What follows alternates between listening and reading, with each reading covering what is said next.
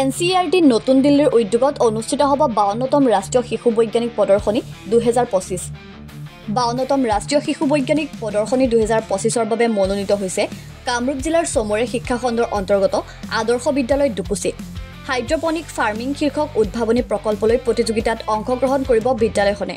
বিদ্যালয়খনৰ জন্মলগ্নৰ পৰাই অধ্যক্ষ ডক্টৰ ৰমেন বায়নৰ দূৰদৰ্শী নেতৃত্ব আৰু শিক্ষক-শিক্ষয়িত্ৰীসকলৰ অক্লান্ত পৰিশ্ৰমে বিদ্যালয়খনক শৈক্ষিক দিশৰ লগতে বিভিন্ন ক্ষেত্ৰত উজ্জ্বল সাফল্যৰ পথত আগবঢ়াই নিছে।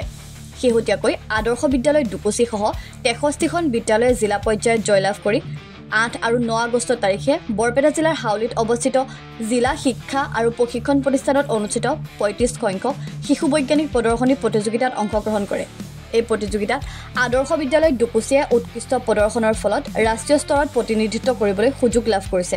বিদ্যালয়খনৰ প্ৰতিভাৱান শিক্ষাৰ্থী সুস্মিতা দাস আৰু ৰিজৱানুৰ ৰহমানে হাইড্ৰপনিক ফাৰ্মিং শীৰ্ষক বিষয়ত সজীৱ আৰু আকৰ্ষণীয় উপস্থাপনৰ জৰিয়তে এই গৌৰৱজনক সাফল্য অৰ্জন কৰে।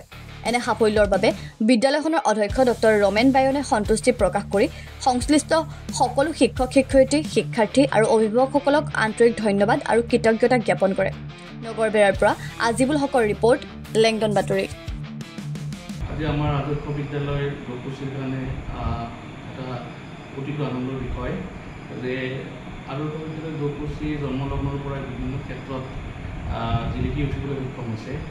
আজি আমাৰ এই আদৰ্শ বিদ্যালয় দুকুচিয়ে 35 সংখ্যক ৰাজ্যিক শিক্ষা গৱেষণা পৰীক্ষণ পৰিষদে পতা শিশু বৈজ্ঞানিক প্ৰদৰ্শনীৰ ডায়েট বৰপেটাত অসমৰ ভিতৰত শ্ৰেষ্ঠ হৈ ৰাষ্ট্ৰীয় পৰ্যায়লৈ যাবলৈ সক্ষম হৈছে। এই চেগতে মই সকলোকে জনাবলৈ পাই সুখী হৈছোঁ যে আদৰ্শ বিদ্যালয় দুকুচিয়ে একাডেমিকেলি সকলো ক্ষেত্ৰতে এক্সিলেণ্ট কৰি আহিছে আৰু আজিৰ এই যিটো এচিভমেণ্ট সেইটো one of the best achievement হয়। আমাৰ অসমৰ প্ৰায় 63খন স্কুলে জিলা পৰ্যায়ত সফলতা লাভ কৰি ৰাজ্যিক পৰ্যায়ত প্ৰতিযোগিতা কৰিবলৈ আহিছিল আৰু সেই 63খন স্কুলৰ ভিতৰত আমিও এখন স্কুল যিয়ে আমি ৰাষ্ট্ৰীয় পৰ্যায়ত নমিনেশ্যন পাইছোঁ আৰু আমাৰ প্ৰজেক্টটো খুব সুন্দৰ প্ৰজেক্ট আছিল। হাইড্ৰপনিক ফাৰ্মিঙৰ ওপৰত আমাৰ ছাত্ৰ আৰু ছাত্ৰীজনে প্ৰেজেণ্টেশ্যন কৰিছিল, মডেলটো বনাইছিল আৰু গাইড শিক্ষকসকলে গাইড কৰিছিল আৰু শিক্ষক হিচাপে মই সদায় ছাপোৰ্ট কৰি আহিছিলোঁ। আচলতে এই কথাখিনি মই ইমানেই আনন্দিত যে মই কৈ শেষ কৰিব নোৱাৰোঁ। ইমান দুখ কষ্টৰ মাজতো আমি প্ৰতিটো পৰ্যায়তে এক বিশেষ মাত্ৰা দিবলৈ শিক্ষানুষ্ঠানখনক চেষ্টা কৰিছোঁ।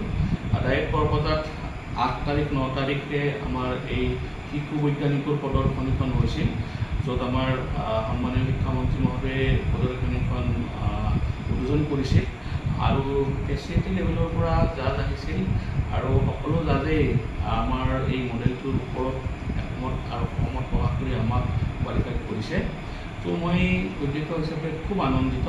লগতে মোৰ সহকৰ্মী গাইড টিচাৰ দুগৰাকী, ছাত্ৰ দুজন, এজন ছাত্ৰী আৰু এজন ছাত্ৰ, সকলোকে ধন্যবাদ জ্ঞাপন কৰি